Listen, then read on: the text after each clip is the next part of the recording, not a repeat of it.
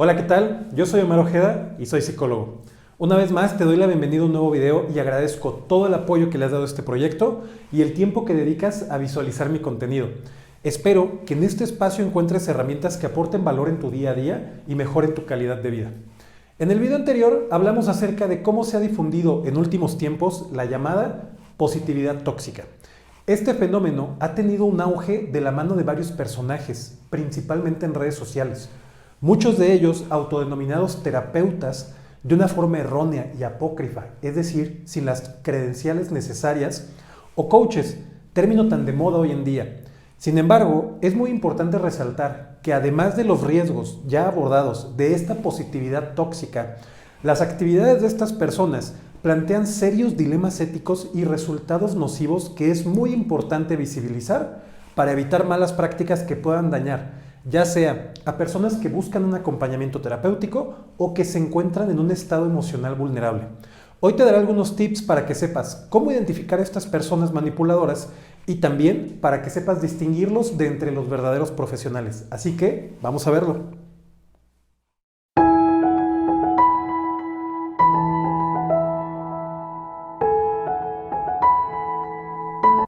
Ya hemos hablado anteriormente de qué es y para quién es la terapia. Y es muy importante entender de qué se trata este proceso, en qué momento puede ser de utilidad y las consideraciones antes de comenzarlo. Con ese objetivo, en esta etiqueta te dejo un video anterior donde ya he abordado el tema para que puedas tener un mayor contexto. Y simplemente quiero recapitular diciendo que la terapia implica cuestionar ideas y creencias muchas veces profundamente arraigadas en nosotros. Exige una voluntad de trabajo por parte del otro y no puede depender de fórmulas mágicas. ¿A qué me refiero con esto? La terapia por sí misma parte de la idea de que estas ideas o creencias que hay en nosotros tienen como resultado una conducta que muchas veces ya no es funcional y que buscamos cambiar porque genera sufrimiento. Si queremos actuar de manera diferente, tenemos que ser capaces de cuestionarnos, tenemos que ser capaces de ver hacia adentro, de buscar en nuestro interior las respuestas a preguntas que muchas veces son complicadas.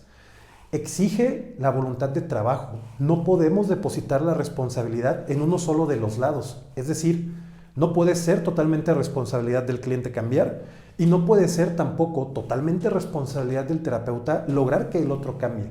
Tendrá que ser un proceso conjunto, un proceso sostenido en el tiempo y no puede implicar fórmulas mágicas. ¿Qué quiere decir esto? Lo que funciona para mí no necesariamente funcionará para ti. No podemos esquematizar de forma demasiado rígida los cambios o los pasos que hay que seguir para lograr ese cambio. Y muy importante, la terapia psicológica seria se basa en evidencia científica empírica. No es una cuestión religiosa, no es una cuestión metafísica o irracional de alguna manera. Es una ciencia del área de la salud que tiene un sustento empírico para su práctica.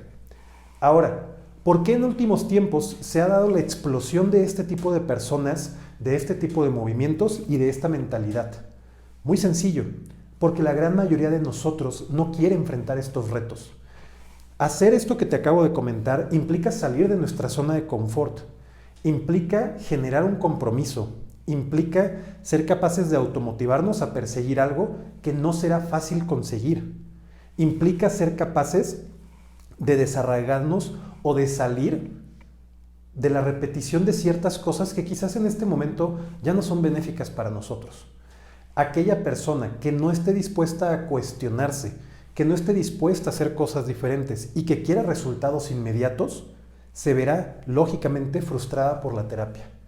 Justo debido a esto, es esta la grieta en donde estos supuestos coaches, o más gravemente, los terapeutas apócrifos que no tienen las credenciales para llamarse así, hacen su aparición. ¿Por qué? Porque nos ofrecen justamente lo opuesto. Nos ofrecen, ellos sí, esta supuesta fórmula mágica que tiene el potencial, que tiene el poder de cambiarnos, de modificar nuestra realidad, que puede llevarnos al siguiente nivel. E incluso generan esta idea de que nosotros estamos mal o de que nosotros somos débiles o inmerecedores de esto si lo cuestionamos. Tenemos que entender también qué es un narcisista, ya que esta es la estructura de personalidad que suelen tener dichos personajes. Hay una idea central en todo esto. Los seres humanos individuales no existen como tal. Nosotros nos creamos, nosotros construimos este concepto de nosotros muchas veces a través de los ojos del otro. Necesitamos que el otro nos diga cuál es nuestro lugar en el mundo. Cuando los demás nos dicen que somos inteligentes, que somos buenos deportistas, que somos quizás atractivos físicamente, nosotros vamos construyendo una personalidad, vamos construyendo un autoconcepto. Y en esta necesidad de que el otro nos diga cuál es nuestro lugar en el mundo, podemos toparnos con personas que son sumamente eficaces para lograrlo. Podemos toparnos con los conocidos narcisistas. Esta palabra, narcisista, viene del mito de Narciso. En este mito, Narciso es un joven muy hermoso, muy atractivo, del cual está enamorado la ninfa Eco. Un buen día, cuando Narciso camina por el bosque, Eco lo sigue y entonces, al hacer ruido en el bosque, Narciso pregunta ¿quién está ahí?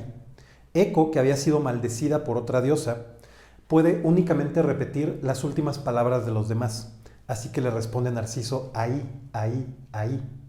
Narciso, que no se percata de su presencia, continúa su camino.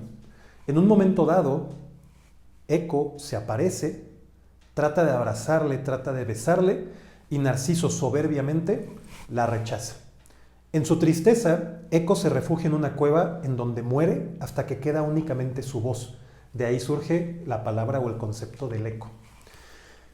En represalia a esto, Narciso es maldecido y entonces un buen día caminando por el bosque se encuentra con un estanque. En este estanque Narciso observa su reflejo y queda perdidamente enamorado de sí mismo sin ser consciente de que se trata de él. Se queda todo el tiempo contemplando silenciosamente su reflejo, totalmente anonadado de su belleza, hasta que en un momento dado, tratando de besar a ese reflejo, Narciso cae al estanque y se ahoga. Este mito refleja muy bien la personalidad del narcisista. ¿Cuáles son las características que tiene una persona de este tipo? Vamos a verlas. Un narcisista es, por definición, adicto a la atención. Necesitan que alguien constantemente les esté recordando su propia visión de sí mismo. ¿Qué quiere decir esto?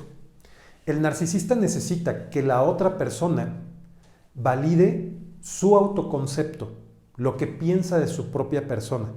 Necesita engrandecerse escuchando de otros lo que él o ella piensan de sí mismo. Por ejemplo, el narcisista necesita constantemente que los demás le digan lo atractivo que es, lo inteligente que es, los grandes logros que ha conseguido, la importante o poderosa persona que es, porque realmente el narcisista, a pesar de lo manipulador que puede llegar a ser, es una persona adicta y dependiente a que el otro le valide. Muchas veces tenemos la visión de que las personas que se dejan seducir o influenciar por estas personalidades son personas dependientes, son personas, quizás incluso lo pensamos con un carácter débil. Sin embargo, hay que reconocer que en esta dinámica el verdadero adicto es el narcisista, porque soy yo quien necesita que tú me valides, que tú me recuerdes lo que yo pienso de mí mismo. Y si no contribuyes a esta glotonería de halagos y de adjetivos favorables, soy yo quien pierde el piso. Un segundo punto muy importante para reconocer esto es observar el lenguaje. No es lo que dice un narcisista, sino para qué lo dice. Es decir, el lenguaje del narcisista está instrumentalizado para su propio beneficio. ¿Qué quiere decir esto? Que todo lo que el narcisista dice y hace tiene como finalidad última obtener algo a cambio. Es muy difícil que el narcisista tenga amigos verdaderos, porque la verdadera amistad, las verdaderas relaciones de pareja, los vínculos realmente profundos, íntimos y genuinos implican que nosotros nos debemos compartir al otro, que habrá cosas en las que tengamos que ceder, que habrá cosas que hagamos por el bienestar del otro, que habrá momentos donde seamos capaces de anteponer la necesidad del otro a la mía. En el caso del narcisista, esto no sucede. Las relaciones están instrumentalizadas, es decir, tengo una relación o tengo contacto contigo porque tú me puedes dejar algo a cambio, porque me conviene estar contigo. Y no me conviene estar contigo en un sentido emocional o en un sentido trascendental. Me conviene estar contigo de manera tangible, de manera concreta. Por ejemplo, estoy contigo porque tú eres esa persona que me otorga reconocimiento y validación. Eres esa persona que ensalza mi personalidad en todo momento. O tengo una relación contigo porque tú me provees un servicio, porque tú me puedes ayudar a obtener cosas que deseo o que necesito, porque tú me puedes acercar a otras personas que por su posición económica, que por su poder o su conocimiento pueden ayudarme a obtener nuevamente lo que yo necesito. Entonces hay que tener esto muy claro. Cuando conozcas a una persona que supuestamente busca ayudarte o que supuestamente está en esta profesión de servicio, debes de poner mucha atención en para qué dice lo que dice o para qué hace lo que hace. ¿Está buscando obtener algo de mí o genuinamente es capaz de entrar en esta dinámica de reciprocidad conmigo? Los narcisistas suelen llevarnos a lo que conocemos como fantasías compartidas. Es decir, hablábamos en el video anterior de la positividad tóxica. La positividad tóxica siendo esta mentalidad o esta ideología en donde se niegan las emociones y los pensamientos negativos y todo tiene que ser constantemente, perpetuamente, un entorno positivo, un entorno bonito, algo en donde el dolor, el sufrimiento o las dificultades no existen. Eso es una fantasía, es algo irreal. Y el narcisista va a tratar de arrastrarnos a esa fantasía y compartirla con él. Yo pienso que hay que vibrar alto. Yo pienso que el simple hecho de tener pensamientos positivos cambia la realidad. Yo soy una persona que tiene una energía positiva y entonces tú vienes conmigo. Tú tienes que creer esta fantasía que yo tengo y después tú vas a empezar a validar esto. Vamos a compartir esta fantasía, te voy a secuestrar en esta fantasía compartida. ¿Por qué? Porque si tú cuestionas esta fantasía o porque si tú no estás dentro de esta fantasía, yo no puedo influir sobre ti, no te puedo manipular. Muchas veces incluso se nos vende como una cuestión de escasez. ¿A qué me refiero con esto? Son pocos los elegidos, son pocas las personas que logran este nivel de conciencia, son pocas las personas que están listas para vivir esta transformación mental y espiritual. Nosotros estamos en un nivel superior y tú estás en un nivel inferior. No eres digno o no has alcanzado lo necesario para estar acá, adentro de este círculo. En el momento en que nosotros compramos estas fantasías compartidas, entonces el narcisista tiene poder para manipularnos. Otro punto importante es la validación. El narcisista siempre está buscando que otro lo valide. Ojo, no lo confundas con el primer punto. Cuando hablamos de validar, significa que el otro siempre tiene que establecer una opinión sobre lo que yo hago. Constantemente escucharemos qué opinas, qué piensas, qué te pareció, quedó muy padre, estuvo muy bien hecho, ¿no? Siempre el narcisista está al pendiente de que un tercero les valide, porque cuando alguien no lo hace o tiene una opinión negativa, se percibe como un ataque personal. El otro no sabe, el otro tiene una campaña o tiene un interés contra mi persona. El otro no está listo, no está preparado para esta supuesta verdad. Y finalmente, mucha atención al lenguaje palindrómico. Una persona narcisista, manipuladora, un charlatán en los campos de la salud mental y del desarrollo personal, va a hablar a propósito y constantemente, en acertijos, metáforas y en general dando respuestas muy poco contundentes. Siempre va a buscar confundir, siempre va a buscar tener un discurso que sea muy ambiguo. Siempre va a rebotar, por ejemplo, la responsabilidad a ti. ¿Tú qué piensas? ¿Tú qué opinas? ¿Qué te vibra? ¿Cómo te sientes con esto? ¿Por qué? Porque si el lenguaje es suficientemente amplio, suficientemente vago, suficientemente difuso, yo puedo evadir la responsabilidad. Yo puedo entonces decir, eso no es lo que yo quise decir, eso no es a lo que yo me refería, eso es lo que tú entendiste. Eso por un lado. Por otro lado, porque evidentemente las personas narcisistas, los charlatanes y los supuestos gurús que entran en estos grupos no tienen la formación adecuada y no conocen el sustento científico para las actividades que supuestamente buscan desempeñar. Por lo tanto, no tienen la capacidad de sustentar sus respuestas o su actuar, la práctica supuestamente profesional, en evidencia y buscan constantemente evadir y dar la responsabilidad al otro. Prestando atención a estos pequeños puntos, serás capaz de reconocer a una persona narcisista y manipuladora. Si reconoces este tipo de personalidad en aquellas cuentas de redes sociales que sigues y que utilizas muchas veces para tener algún tipo de desarrollo o de trabajo personal, si lo identificas en profesiones de cuidados, de servicios, de salud mental o de salud física, es probable que estés, en el mejor de los casos, con una persona que pueda tener prácticas éticamente cuestionables y en el peor de los casos con una persona abiertamente narcisista, manipuladora, chantajista, que pueda querer hacerse pasar por estos gurús o por estos supuestos expertos con aires de grandiosidad, que entonces pueden tener muy malas prácticas y pueden poner en riesgo tu integridad tanto física como psicológica. Presta mucha atención a esto y comparte esta información con otras personas para que entre todos podamos mejorar el ambiente y el ecosistema de los profesionales de salud mental en este país. Ahora, una pregunta muy importante es ¿qué hacer en estos casos? ¿Cómo puedo actuar si descubro que aquellas personas que sigo en redes sociales, que aquellas personas con las que quizás he desempeñado algún tipo de trabajo personal son estas figuras narcisistas, manipuladoras o que tienen prácticas éticamente dudosas?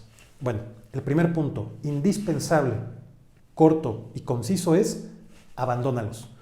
Por tu propio bien, porque es lo mejor para la persona, porque siempre debemos de buscar profesionales que estén debidamente preparados para cuidar de nuestra salud y porque es lo que le duele al narcisista.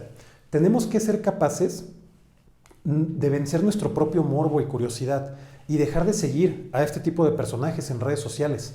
Tenemos que ser capaces de confrontar a un mal terapeuta, de confrontar a un supuesto coach o gurú que hace trabajo con otras personas y decir, no más, abandono este círculo, abandono este espacio porque hay una duda, una cuestión razonable en la legalidad y en la eticidad de esta práctica. También es muy conveniente manifestar aburrimiento. ¿Cómo me puedo proteger de este discurso que sí, muchos narcisistas, aunque no todos, pueden ser muy carismáticos, pueden ser muy seductores? ¿Cómo me puedo blindar o cómo me puedo proteger ante este carisma, ante esta maquinaria que trata de envolverme cuando conozco a esta persona? Muestra aburrimiento. Lo que dices no me interesa, lo que dices me aburre, lo que dices es algo que me parece patético, lo que dices es algo que no tiene un sustento y un fundamento, lo que dices es algo que incluso puede llegar a ser vergonzoso. El mostrar aburrimiento genera una tremenda herida en el narcisista. ¿Cómo es que esta persona no sucumbe a mis encantos? ¿Cómo es que esta persona no se deja envolver por este lenguaje palindrómico con el que le estoy hablando? Esto merma la confianza del narcisista y va a hacer por lo menos que pierda el impulso o la motivación de ese momento para seguir envolviendo o para seguir seduciendo personas. Es muy válido también vivir un luto. Si en algún momento nos damos cuenta que una persona a la que seguíamos mucho, de la cual nos gustaba su contenido, la cual en algún momento quizás trabajamos en alguna especie de curso, taller, terapia, o en algún otro espacio con ellos, es importante darle espacio para vivir un luto. Finalmente, perdemos una guía y es válido vivir el duelo de esa pérdida. Es bueno guardar luto ante esto, porque es importante despertar, darnos cuenta de estas malas prácticas, pero también es cierto, nadie puede negar que se generan vínculos muchas veces muy poderosos con estas personas y es importante dar espacio a que esas emociones respiren y podamos ir sanando. Para bien o para mal, es cierto que hay una gran cantidad de personas que necesitan un maestro o un líder a quien admirar. Muchas veces en este vacío existencial o en esta pérdida de propósito en nuestras vidas, en la sociedad en la que vivimos, la única forma de encontrar sentido y propósito es buscar una persona que pueda supuestamente guiarnos hacia esa existencia más trascendental. Por ello es muy importante que constantemente hagamos un trabajo personal y que constantemente estemos buscando diferentes fuentes de propósito, diferentes fuentes de sentido. Y no hay mejor manera que ponernos al servicio de otros. Sin embargo, es también muy válido requerir la ayuda de un profesional en muchos momentos de nuestra vida. ¿En qué debemos de fijarnos cuando sea o cuando llegue ese momento? Bien, número 1, credenciales profesionales. Asegurarme que la persona que va a atenderme es un profesional con los estudios y las certificaciones necesarias para trabajar en la problemática que yo estoy poniendo sobre la mesa. También que la persona tenga la suficiente y adecuada experiencia profesional dentro del tema que se va a abordar. Si lo que yo estoy buscando es, por ejemplo, una terapia psicológica para atender una determinada problemática, no sería lo correcto acudir a un médico o acudir quizás a un nutriólogo, ya que estos profesionales tienen experiencia y credenciales, pero en campos determinados que no empatan con mi necesidad en ese momento. Hay que asegurarnos entonces que la experiencia profesional real de esta persona sea en ese campo que nos interesa en el momento. También es muy importante no creer a ciegas, quitarnos esta costumbre de seguir, de idolatrar personas. Es muy importante saber que todas las prácticas que realmente tienen un sustento, psicología, psiquiatría y demás prácticas que realmente tienen un sustento científico, están justamente basadas en evidencia empírica. Los resultados de estas prácticas son palpables y tienen todo un cuerpo de investigación y todo un cuerpo académico detrás que les respalda. Es importante buscar y es importante comprender en manos de quién estoy y de qué se trata ese proceso que voy a empezar a vivir. Cuestionar nuestras creencias. Cuestionar también constantemente si lo que estoy haciendo es la mejor decisión. Cuestionar desde dónde vienen estas cosas que siento. Cuestionar desde dónde estoy tomando mis decisiones. Ser capaz de saber que puedo tomar decisiones erróneas y que eso no es lo importante, que lo importante es que siempre, en cualquier momento, puedo cambiar el rumbo, puedo reajustar mis decisiones. Y finalmente, buscar referencias. No vayamos solamente con la reseña de internet, busquemos referencias con personas que hayan acudido con este profesional, busquemos referencias en alguna universidad o en alguna asociación de profesionales dentro de su ramo. Si seguimos estas indicaciones, podremos encontrar al profesional adecuado para nosotros, podremos tener la certeza de que tendremos buenos resultados, tendremos también la certeza de que hay un respaldo para todo aquello que yo voy a comenzar a poner en práctica y las posibilidades de que mi experiencia sea positiva serán mucho más altas. Eso ha sido todo por el día de hoy. Muchísimas gracias por quedarte hasta el final de este video. Aquí abajo encontrarás la sección de comentarios. Me encantará saber qué opinas de este tema y cuál ha sido tu experiencia en caso de que hayas tenido alguna con este tipo de temas y personajes. Recuerda también suscribirte, activar las notificaciones y dejar tus comentarios con los temas que te gustaría que se abordaran. No me queda más que recordarte que mi nombre es Omar Ojeda, yo soy psicólogo y este es un espacio para conectar con ustedes y potenciar nuestro desarrollo. Nos vemos la próxima.